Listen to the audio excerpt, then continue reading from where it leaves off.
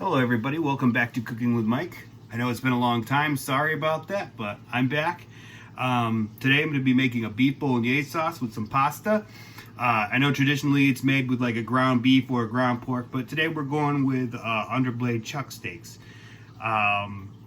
It takes a little while for it to break down, probably about 3 to 4 hours, so if you've got the time to do it, I would definitely do it. It's cold outside, so it's definitely a good house warmer.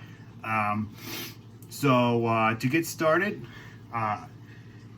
start with about a pound each on chuck steaks. You can get a roast, like a 2-pound roast if you want, and cut it up that way.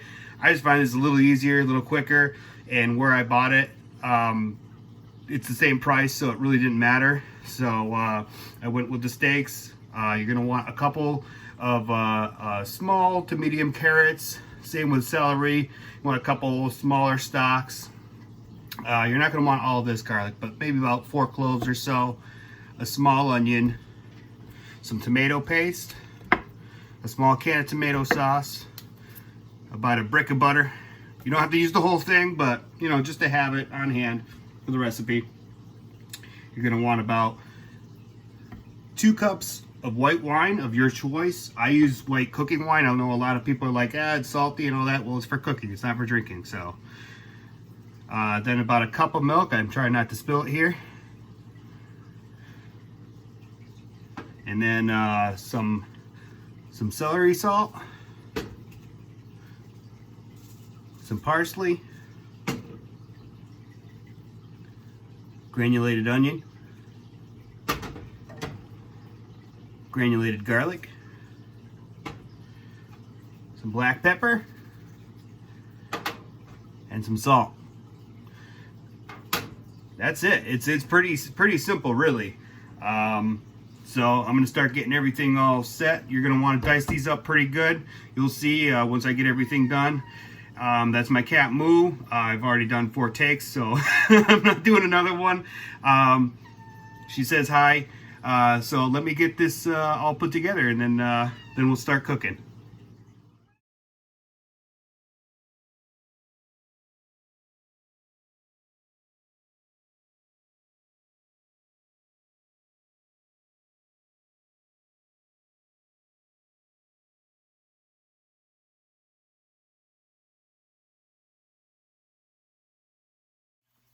Alright, so the first thing we're going to want to do is we're going to want to brown the beef. So I've got a little bit of olive oil in the pan. I know I didn't mention that in the ingredients in the beginning. I am sorry. So I've got this heat on about medium high. We don't want it too high because we don't want to burn the meat, but we do want to get a little bit of a browning on the outside. Plus get a little bit of fun for the bottom of the pan, just to add a little bit of flavor to the sauce. That looks about right there. Yeah, there we go.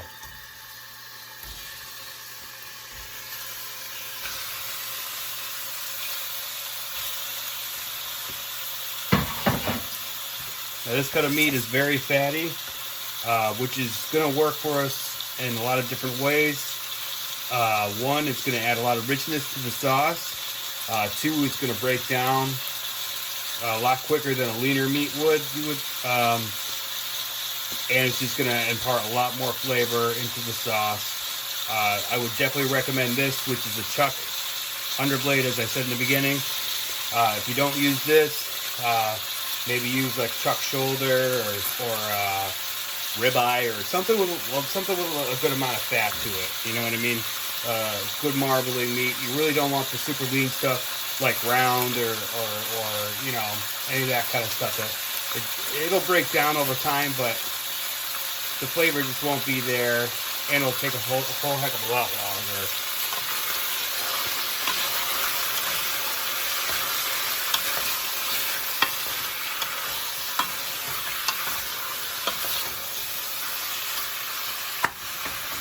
What I'm gonna do is stir.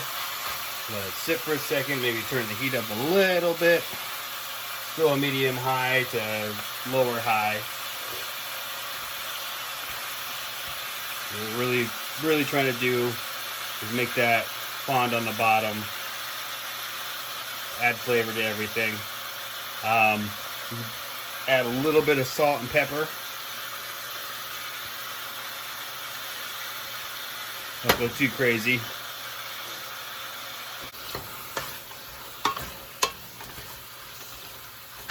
This will also jumpstart the cooking process for the meat.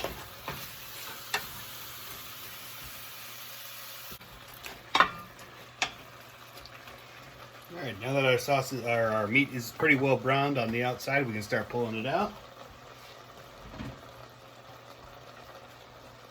Put it on a plate or in a bowl.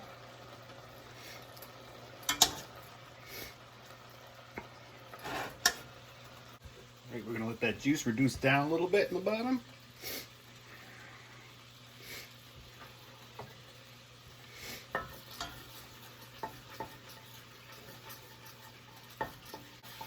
Alright, when you're starting to see more bubbles and juice, now you can add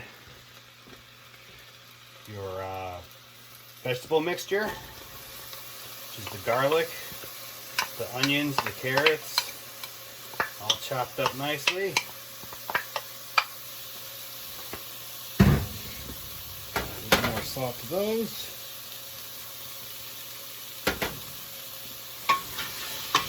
Get that going. Get those flavors mixing together.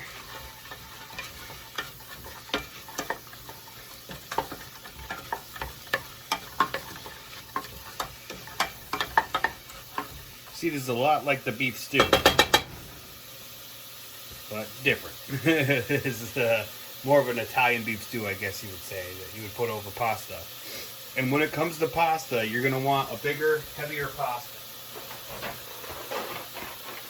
I have this caponelli pasta, which is basically like small bits of lasagna. That's what it kind of looks like. You can use that, or egg noodles, or you can even break up lasagna noodles if you want, or fettuccine. You want big noodles. You don't want really spaghetti, because the sauce and the pasta just won't mix together right. It'll still taste good, I'm sure, but it won't yield quite the end result that you'd be looking for. Alright.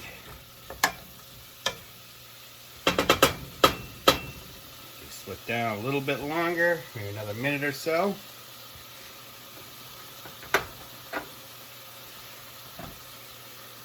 Add a little more black pepper in there.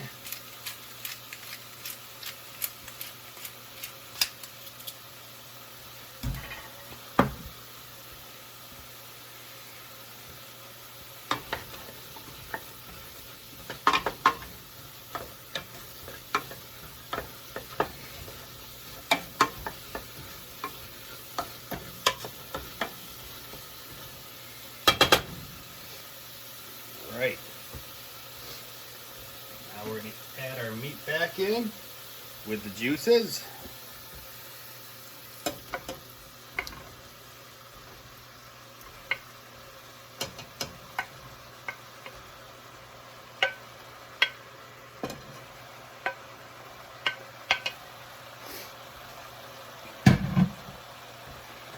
Mix everything together, get everything all incorporated.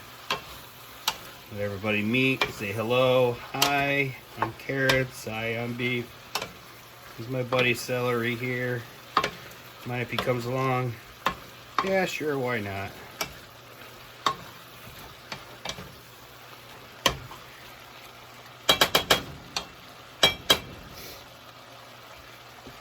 Right, now we add our white wine.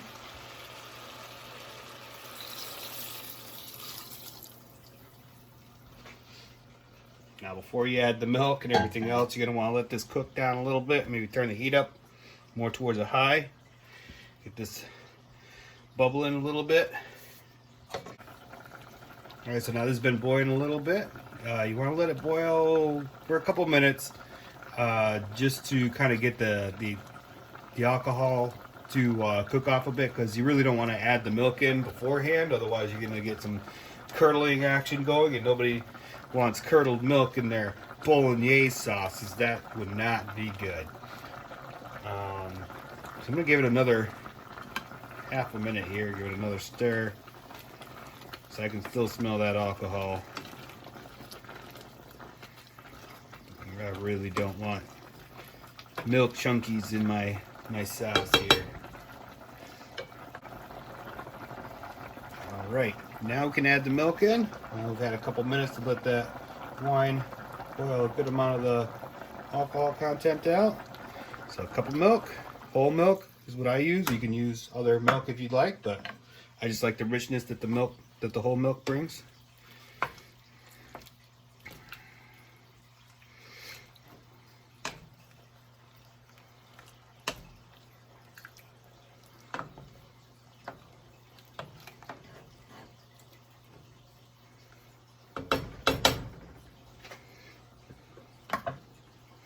Okay, now that that's been mixed in, we'll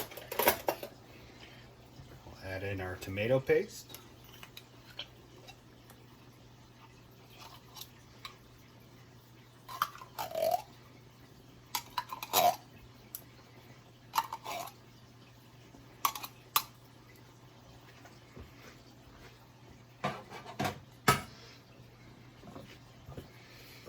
That in there a little bit.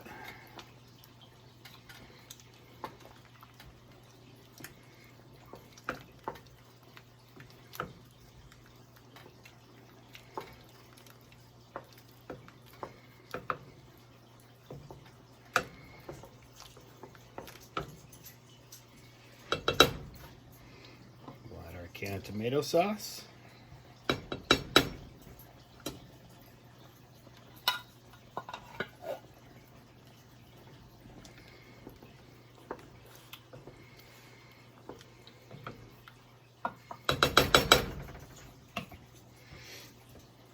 And then with a little bit of celery salt.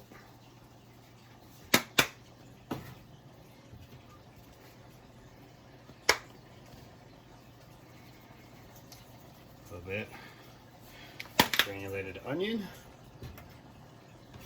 A little bit of granulated garlic. A decent amount of the parsley.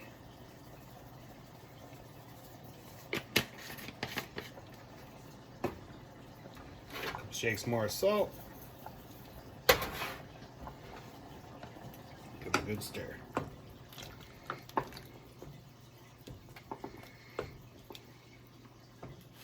Now some people add nutmeg to theirs. I don't. I mean, it's not terrible, but I'm just not a huge fan of that addition, of that sort of flavor to it. That's the more traditional thing to do, is to add the nutmeg to it, but I don't always do things traditional. One last thing that we will add to this: a couple tablespoons of butter. Now if this weirds you out too much and you just don't feel like doing it, that's fine. It's optional. Adds richness and flavor to it. I do suggest it highly, but it's your dish. You can do whatever you want with it.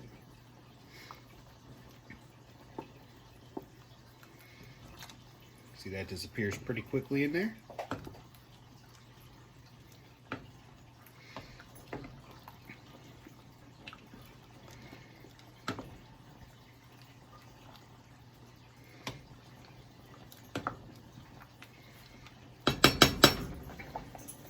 Another bit of a boil there, then we're going to turn it down to simmer. Let it go low and slow for about 3 to 4 hours, depending on how long it takes the meat to break down. Once the meat starts breaking down, the sauce is done. You're good to go. Just break it down. I'll show you that a little later on. So I'm going to go kill some time. I'll see you in a little bit. Later. Catch you later. Okay, so we can see that the meat's really breaking down good now. So I've got the pasta water started. Like I said, you're gonna want a bigger pasta, like a farfalle, or maybe some rigatoni, or yeah, anything bigger. You don't want like long pasta like spaghetti or fettuccine or anything like that. You know, you could if you wanted to, but I wouldn't recommend it personally. So yeah, so this stuff's really starting to fall apart here. Just kind of help it along. Press it down in the bottom. Once again, this took a lot less time than I had anticipated, which is, you know, perfectly fine with me. And yeah, just keep on going with it. And I'll be back with you when it's all set to go. Alright, so it's been approximately 2 hours altogether. This has finally come to where we want it to be. Give it a little bit more breaking up of the meat. And we're good to go. Now what I'm going to do is I'm just going to go ahead and take this and mix it right in with my pasta. You can keep it separate if you want. I just find that way the sauce and the pasta get to kind of marry together and get the flavors together, and it's a lot easier to handle as well. And when it comes to leftovers and stuff like that, just one container, it's all set to go. No worries. All right, I'll be right back. All right, it's time to plate it up. This came out perfect. Nice hearty pasta dish for wintertime or the fall. You can make it during the summer if you want to, but it is going to heat up your house or your apartment. Smells awesome. And there we go. Beef bolognese. I definitely want you to give this a try. It takes some time. Mine actually only ended up taking me a couple hours. I thought it was going to take 3 to 4 hours, as I stated in the beginning of the video. But yeah, it turned out great. I really hope you enjoy. See you guys next time. Enjoy the food.